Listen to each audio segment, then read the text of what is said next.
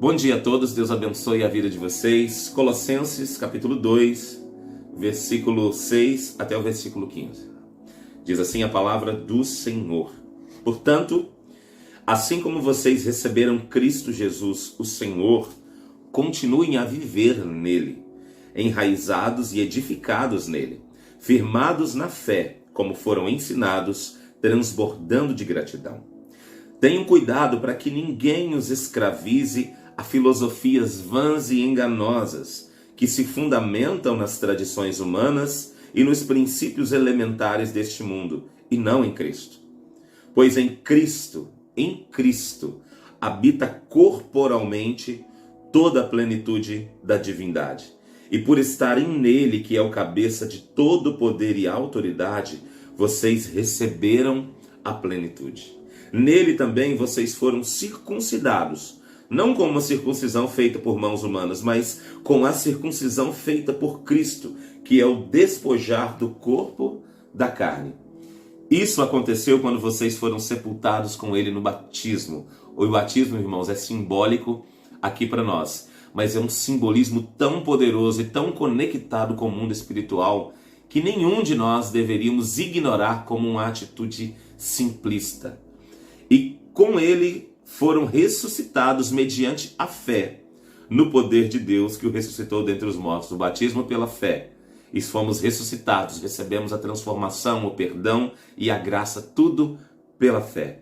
Quando vocês estavam mortos em pecados e na incircuncisão da carne, Deus os vivificou em Cristo. Ele nos perdoou todas as transgressões e cancelou a escrita de dívida que consistia em ordenanças e que nos era contrária. Olha que interessante, irmãos, o Senhor perdoou todas as nossas dívidas, todos os nossos pecados, ele nos purificou. O único problema que pode se apegar a mim, devido a qualquer coisa, é mediante a minha insistência em permanecer no erro.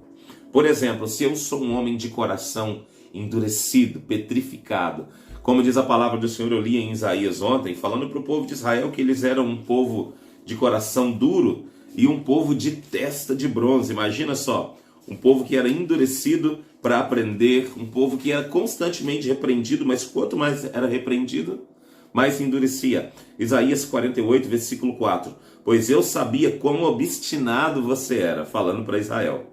Os tendões do seu pescoço eram de ferro. Os tendões, imagina aqui os tendões do pescoço.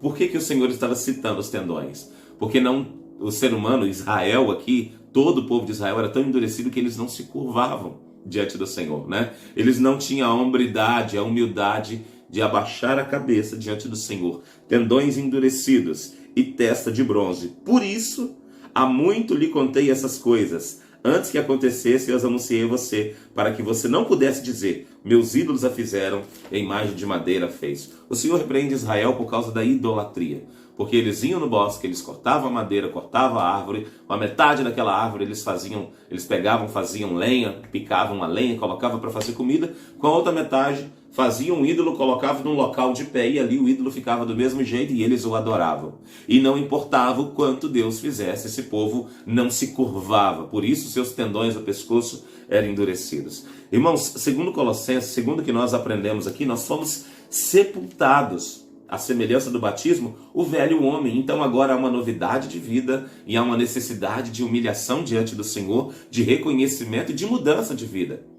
Se você agia na vida de uma forma, agora você age completamente. A minha perspectiva é outra, o meu posicionamento é outro. Mas isso está muito enraizado com aquilo que eu quero. O que você quer da sua vida? O que você quer em relação ao seu futuro? Será que você se preocupa consigo mesmo, com a situação financeira a tal ponto de deixar o Senhor em segundo lugar? A tal ponto de eu me corromper? A tal ponto de eu me vender no meio do caminho?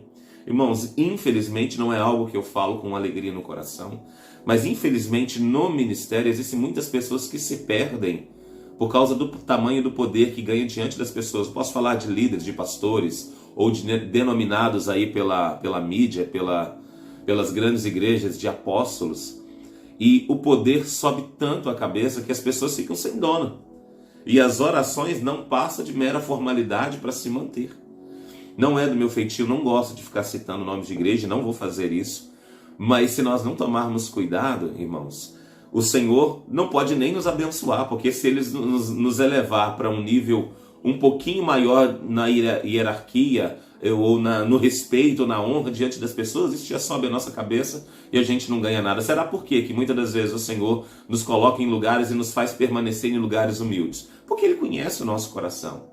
Será por que o Senhor não prospera algumas pessoas? Porque Ele sabe que se prosperar, vai se desviar. Eu mesmo já peço ao Senhor, Senhor, se o Senhor for me prosperar ou for me honrar a um nível que eu não posso chegar, e nisso aí eu me desviar da Tua presença, então que eu permaneça ou que eu regrida para um lugar onde eu tenha firmeza no Senhor. Porque quando acabar esse mundo, só uma coisa importa: eu estar de pé diante do Senhor Jesus Cristo, continuando com a minha vida espiritual, honrando ao Senhor, obedecendo os seus mandamentos. Porque o resto nesse mundo nada mais vale. E se eu fui sepultado com Ele no batismo, agora eu preciso viver essa novidade de vida.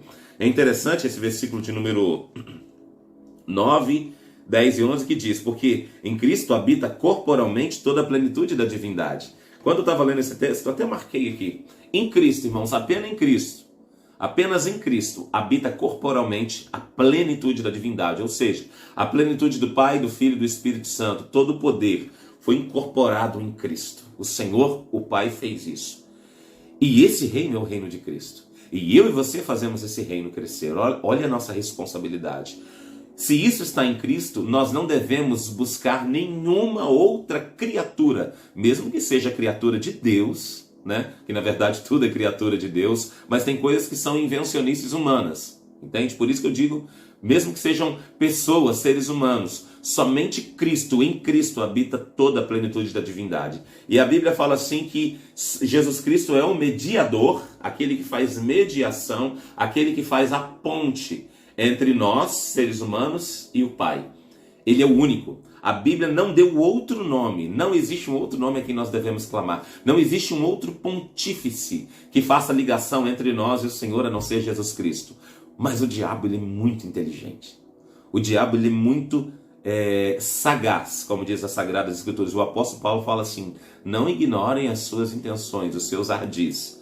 Porque o diabo sabe que se ele conseguir colocar na nossa mente que existe uma outra possibilidade contra Cristo, ou mesmo a favor de Cristo, do lado de Cristo, junto com Cristo, pela qual eu busco, ele está fazendo com que nós saiamos da essência da palavra do Senhor. Então qualquer pessoa, qualquer ser que você peça para entrar em contato com Cristo por você, já está te afastando da presença do Todo-Poderoso. E isso é um pecado tão grande que é como se você estivesse pregando Jesus Cristo de novo na cruz. Não aceite, só Cristo, só Jesus é o caminho, a verdade e a vida, e ninguém vai ao Pai senão por Ele. Irmãos, isso tem que estar gravado na nossa mente, e qualquer outro tipo de atitude tem que ser rechaçada, ou seja, ignorada e repudiada, porque Cristo é o nosso Senhor e Rei.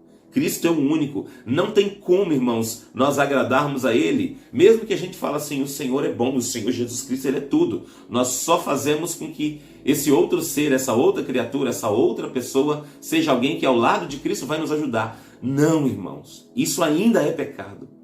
Não existe um outro mediador. Nós estaríamos dando a glória de Cristo para outra pessoa. Não se engane, a sagacidade do inimigo é fazer com que Cristo ou perca o seu poder diante de nós, ou divida o seu poder com alguém. Jesus Cristo é o nosso Senhor, Jesus Cristo é o único Deus, Jesus Cristo é o que cura, é o que liberta, Jesus Cristo é o que nos transforma, Jesus Cristo é o que nos enche, Jesus Cristo é o nosso Rei, o nosso Redentor. E quando eu e você adoramos a Cristo na sua plenitude, nós estamos fazendo a vontade do Pai que o enviou.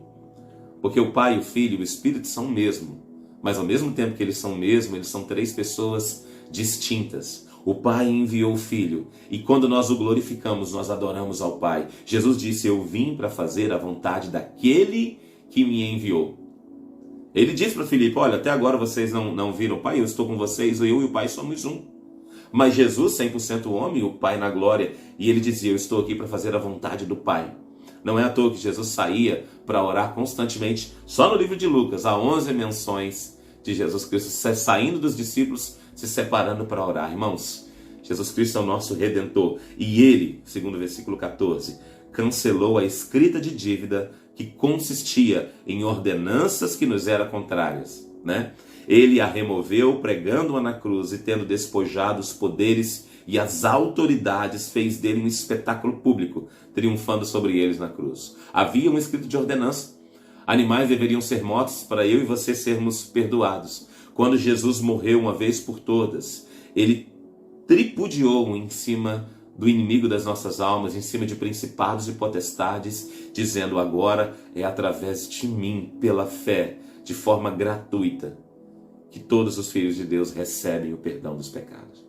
Quando nós levamos esse evangelho para as pessoas, queridos, e falamos ele da forma íntegra como ele é, da forma plena como está escrito aqui dentro, nós estamos dando a oportunidade que Cristo já deu, mas nós estamos proporcionando, em nome do Senhor, porque isso foi ordem dele, de outras pessoas o conhecerem e serem salvas, e serem livres do lago de fogo, e serem livres da morte eterna, mas serem aspirantes a cidadão do reino dos céus se viverem com o Senhor. Amém? Deus abençoe poderosamente a sua vida, em nome do Senhor Jesus Cristo.